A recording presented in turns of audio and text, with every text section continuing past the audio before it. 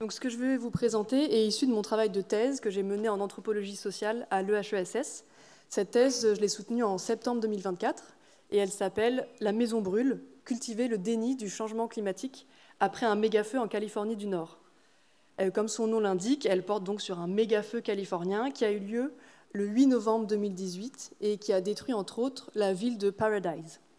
Ce feu est connu sous le nom de Camp Fire et il est considéré comme l'incendie le plus meurtrier de l'histoire de Californie.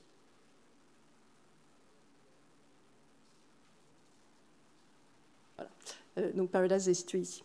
Dans ma thèse, je me suis intéressée aux effets qu'a eu cet incendie sur les personnes se revendiquant comme appartenant à la classe moyenne, cette frange de la population dont la puissance symbolique et matérielle est structurante aux États-Unis.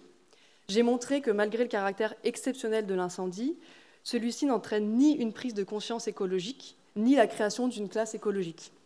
Au contraire, ce que j'ai observé et analysé, c'est l'exacerbation d'une violence de classe qui provient notamment de la peur du déclassement et qui se traduit, entre autres, par une alliance transpartisane, c'est-à-dire qu'après l'incendie, les démocrates de classe moyenne s'allient avec les trumpistes de la même classe sociale qu'eux, plutôt qu'avec les démocrates pauvres, afin de préserver leur mode de vie qu'ils considèrent comme un dû social. Donc ça fait tout à fait écho à ton travail, Jean-Baptiste. Donc le travail de politisation de la question écologique à travers des classes sociales et donc de la lutte des classes est au cœur de ma thèse. Mais aujourd'hui, pour alimenter la discussion autour des savoirs dans la tourmente, je voudrais vous présenter une autre facette de mon travail, et elle concerne la façon dont s'écrit et se transmet l'histoire des incendies en Californie en particulier et aux États-Unis en général. Je ne comprends pas où je dois monter. Voilà. Cette question de la place faite à ces catastrophes dans l'histoire locale et nationale est pour moi cruciale, car elle éclaire la façon dont ce pays, mais il n'est pas le seul, comme je l'ai dit en préambule, de la façon dont ce pays traite à la fois l'urgence des défis posés par l'accélération des changements climatiques et son histoire coloniale, qui a en grande partie façonné le rapport à l'environnement.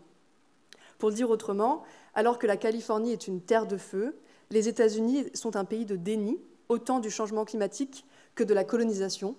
Et donc, dans ce contexte, comment faire et transmettre l'histoire des méga-feux, ces catastrophes écologiques et sociopolitiques? Pour répondre à cet enjeu contemporain, je commencerai par raconter comment le Camp Fire a profondément marqué les rescapés et comment, dans le même temps, ces rescapés, pourtant marqués à vie, refusent de faire de cet incendie un événement historique, cultivant ainsi l'oubli plutôt que la commémoration de cette catastrophe. Je ferai ensuite le lien entre cet oubli environnemental et l'oubli national par excellence, celui du génocide originel et fondateur de la nation. Et je terminerai en présentant deux événements qui peuvent se voir comme une brèche dans cette histoire parsemée de trous de mémoire. Les données sur lesquelles je m'appuie sont celles que j'ai récoltées durant l'enquête de terrain que j'ai menée durant 7 mois, répartis en 3 séjours différents entre juin 2019 et janvier 2022. Donc commençons donc par voir comment l'incendie auquel je me suis intéressée est un événement marquant pour ces rescapés, mais pas pour autant considéré comme historique par ces mêmes rescapés. Le Camp Fire est survenu tôt le matin et sa chaleur, son intensité et ses déplacements ont surpris et submergé autant les habitants que les services responsables de la gestion du risque incendie. L'évacuation de la zone s'est faite au milieu des flammes, dans des conditions traumatisantes pour les habitants comme pour les pompiers. Le Camp Fire est ce qu'on appelle désormais un méga-feu, c'est-à-dire un incendie dont le comportement et l'ampleur dépassent tout ce que riverains et spécialistes ont pu voir jusque-là. Cette définition, c'est Jerry Williams qui la donne la première fois en 2013, alors qu'il est responsable du service forestier états-unien. Lorsque je découvre le terrain en juin 2019, ça fait donc 8 mois que l'incendie a eu lieu, et chacune des personnes rencontrées tient à me raconter son 8 novembre. D'une personne à l'autre, des expressions se répètent et mettent l'accent sur le fait que le Camp Fire a profondément marqué le territoire et les esprits. J'entends ainsi beaucoup que ce feu était exceptionnel, de l'ordre du jamais vu, c'était un événement sans précédent, que jamais on n'aurait cru que c'était possible qu'un incendie emporte la ville, qu'après son passage, on aurait dit qu'une guerre avait eu lieu. J'entends aussi beaucoup de gens me dire que cet événement ne se vit qu'une fois dans sa vie et qu'il y aura pour eux un avant et un après Camp Fire. Mais de ce caractère indéniablement marquant, localement, le Camp Fire n'est pas placé au rang d'événement historique, ni dans la lignée des catastrophes dues au changement climatique.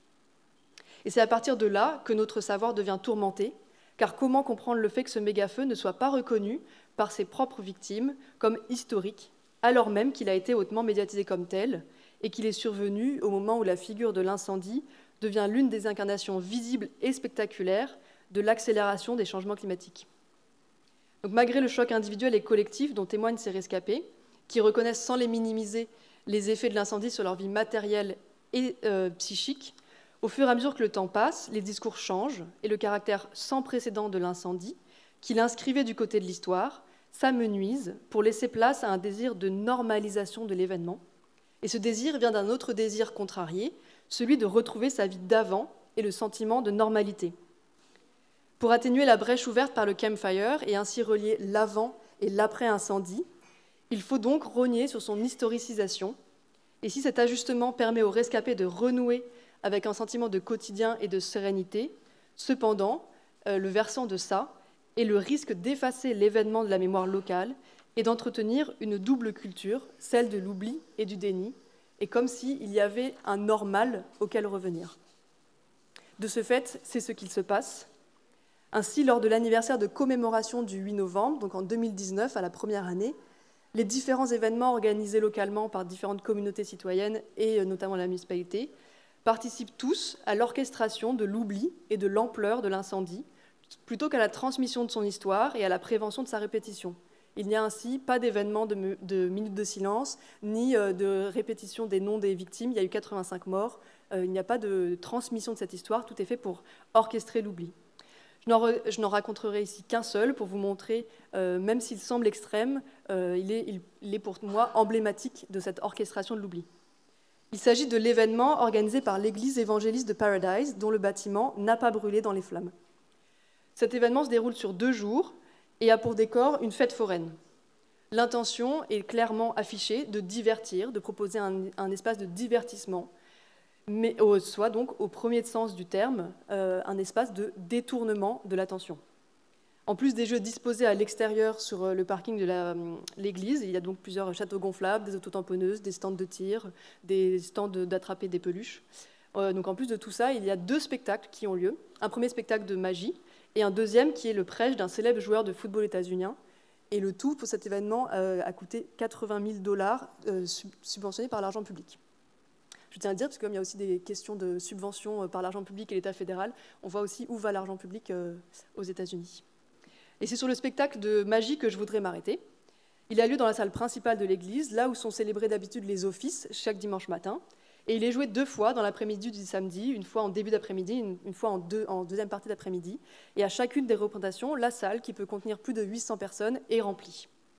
Il commence par le lancement d'une musique digne d'un spectacle de Las Vegas, et c'est d'ailleurs de là d'où est originaire le magicien. Ce dernier entre en scène après avoir été présenté par une voix grave préenregistrée qui énumère les différents lieux où il s'est déjà produit. Le magicien commence un premier tour de magie assez virtuose, un tour de cartes, puis s'interrompt brutalement et demande au public s'il a envie de connaître le truc.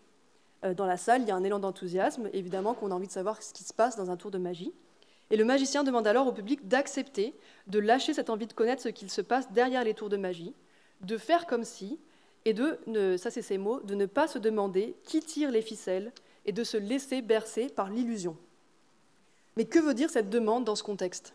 Que veut dire demander à des rescapés d'un méga-feu de cesser de se demander pourquoi et comment se fait-il que les choses arrivent d'une certaine façon ? Au-delà du plaisir et du besoin de déconnexion évident avec la dure réalité de ce pourquoi les gens se rassemblaient ce jour-là, cette demande de fermer les yeux sur la réalité qui peut être lue comme une invitation à ne pas regarder la réalité en face, et donc, d'une certaine façon, à vivre dans un déni, dans une réalité parallèle. Alors que l'ensemble du dispositif mis en place et en scène par l'Église cherche à détourner l'attention de l'événement pour lequel chacun est pourtant réuni, ce détournement n'est-il pas l'orchestration, non pas d'un temps de répit, mais de la volonté d'entretenir une déconnexion d'avec son environnement.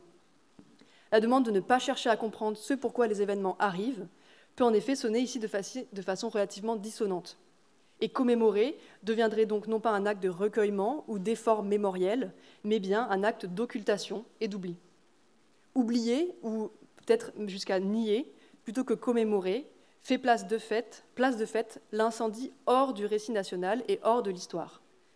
Cela ne permet ni un partage d'expériences des rescapés d'autres incendies, par exemple, ni la constitution d'un savoir commun et d'une histoire commune, celle d'une société en prise avec une accélération et une intensification des changements climatiques. L'une des conséquences de ça est la répétition de l'histoire et la redécouverte perpétuelle de l'ampleur et de l'importance du phénomène des mégafeux, ainsi que celle de l'urgence face à laquelle ces feux nous placent. On est donc en perpétuel étonnement. Ainsi, à l'été 2020, puis l'été 2021, tout près de Paradise, d'autres villes ont été détruites par des mégafeux, dans des circonstances similaires à celles du Camp Fire. À l'hiver 2025, je ne sais pas si vous vous en souvenez, c'est le quartier huppé de Los Angeles de Pacific Palisades qui a fait la une des journaux, là aussi touché par un mégafeu. Dans tous ces événements, j'entends les mêmes paroles que celles prononcées par les rescapés du Camp Fire, l'incrédulité, la surprise, la panique de voir un tel événement se produire, comme si aucun signe avant-coureur n'avait alerté de l'imminence et de la portée du brasier sur lequel on est assis. La répétition ou le bégaiement de l'histoire semble effacer les savoirs produits entre et sur ces événements. Mais quelle place leur donner lorsqu'à la tête du pays se trouve un président qui clame haut et fort que le changement climatique est une réalité parallèle? L'oubli flirte ainsi dangereusement avec le déni et le climato-négationnisme.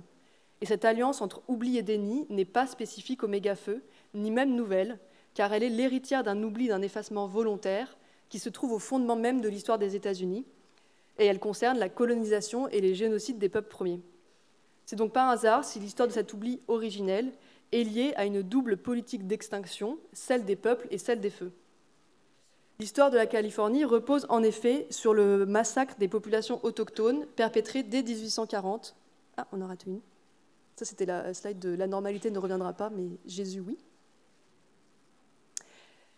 Donc le massacre des populations dès 1848, qui est l'année de la découverte de l'or dans les rivières de Californie du Nord.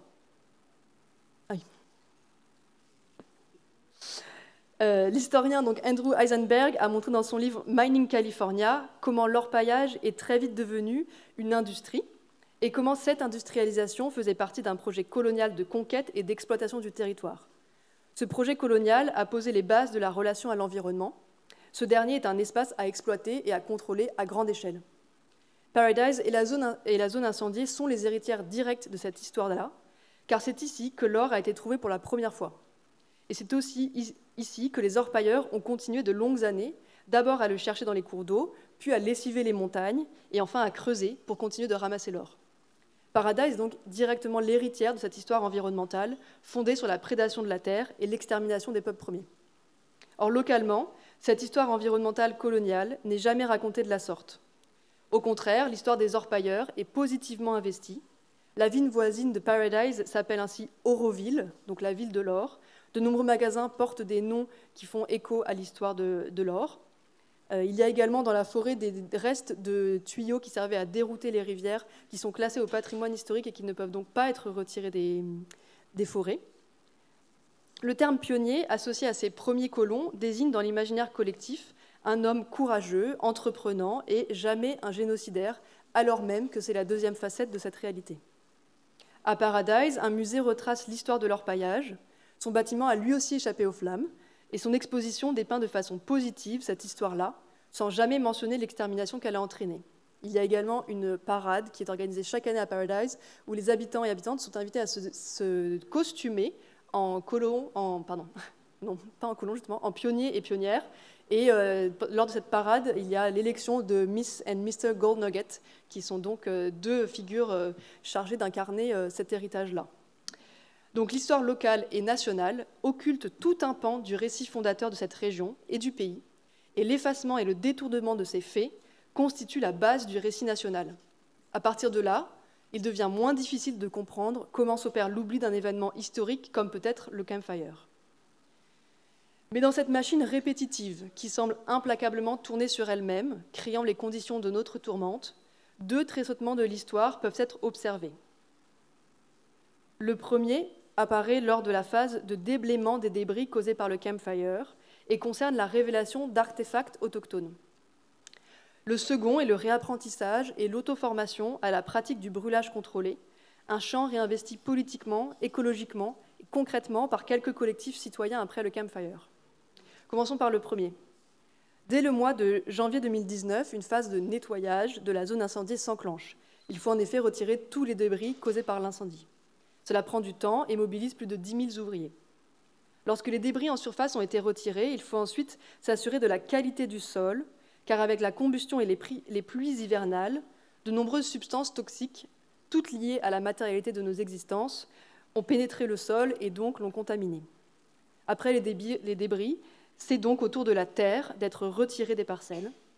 Selon les endroits, elle peut être retirée jusqu'à plus de 60 cm. Au cours de ce processus, il n'est pas rare que les pelleteuses tombent sur des artefacts autochtones, et le chantier doit alors s'arrêter, et des représentants des peuples identifiés sont invités à rejoindre le chantier pour identifier les artefacts, mais ils ne sont pas invités à repartir avec. Ils reviendront aux propriétaires de la terre. Selon les mots d'une de ces personnes-là qui a été invitée à revenir sur le chantier, ce moment est un pied de nez à l'histoire blanche et coloniale. Cette personne, c'est donc Ali Medersnight. Ce moment est une ironie de l'histoire, car, dit-elle, qu'est-ce qui reste en fait à la fin? Nous. Malgré l'extermination, les traces de l'histoire ressurgissent.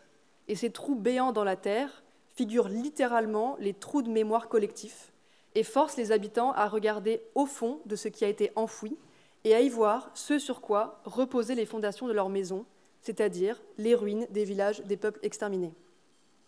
Ici, donc, la machine s'enraye et le trouble s'inverse. L'histoire déterrée ne peut plus être ignorée et elle vient confronter directement ses héritiers. Le second tressautement de l'histoire, contrairement au premier qui est accidentel, est lui investi de façon volontaire par celles et ceux qui en sont à l'initiative. Il s'agit d'un groupe de propriétaires qui se forment à la pratique du brûlage contrôlé afin, disent-ils, de rembourser la dette historique contractée aussi bien auprès des populations autochtones qu'envers la forêt. Ils ont ainsi à cœur de réapprendre à mettre le feu aux forêts, à renouer un lien avec cet événement. Le feu, qui était traditionnellement utilisé par les peuples premiers, a fait en effet l'objet de multiples politiques d'extinction lorsque la Californie est devenue un des États des États-Unis. Les institutions forestières blanches ont vite eu à cœur de supprimer les feux de forêt, alors même que la plupart de ces feux sont dits naturels, c'est-à-dire qu'ils sont causés par ce qu'on appelle des tempêtes d'orage secs. Si l'histoire des politiques forestières et de gestion du risque incendie n'est pas linéaire, mais extrêmement complexe, l'une de ces lignes directrices a été tout de même de bannir le feu des forêts, en même temps que d'autres politiques encadraient l'extinction des peuples liés au feu. L'une des conséquences de cette histoire est la construction de la peur du feu en une peur viscérale, ainsi que sa méconnaissance. En réinvestissant une pratique exterminée par les institutions blanches, ce groupe, mais il n'est pas seul aux États-Unis, ni même en Californie, entend investir autrement que par la peur la relation au feu, et ainsi réouvrir la possibilité de pouvoir vivre avec le feu, mieux le comprendre, se servir de ce qu'il produit et espérer agir sur le phénomène des méga-feux. Le réinvestissement de la question forestière par une pratique politique et écologique laisse entendre la possibilité de boucler la boucle historique brutalement interrompue par la colonisation et d'ainsi en ouvrir une nouvelle et peut-être amoindrir l'effet des méga-feux et peut-être donc sortir de la sidération qu'ils provoquent. Pour conclure, s'il fallait donner un semblant d'orientation à la machine d'oubli et d'effacement qui semble lancée à toute vitesse et que je viens de décrire, dont je viens de décrire les rouages, je soulignerai 3 choses. Tout d'abord, que l'incendie n'est pas une page blanche, mais permet de regarder en face les couches de l'histoire sur lesquelles il survient, que l'histoire environnementale ne peut pas se faire sans l'histoire coloniale, et qu'il est important de trouver le grain de sable qui vient enrayer la machine. D'autant plus à l'heure où les États-Unis semblent s'enfoncer plus encore dans une phase sombre de leur histoire, en effaçant, encore une fois, cette fois-ci, des mots de leur dictionnaire ou en renommant des espaces géographiques. L'oubli, le déni et le remplacement d'une histoire par une autre s'opèrent sous nos yeux et de façon rapide. C'est pourquoi il est important d'en comprendre les mécanismes. Je vous remercie.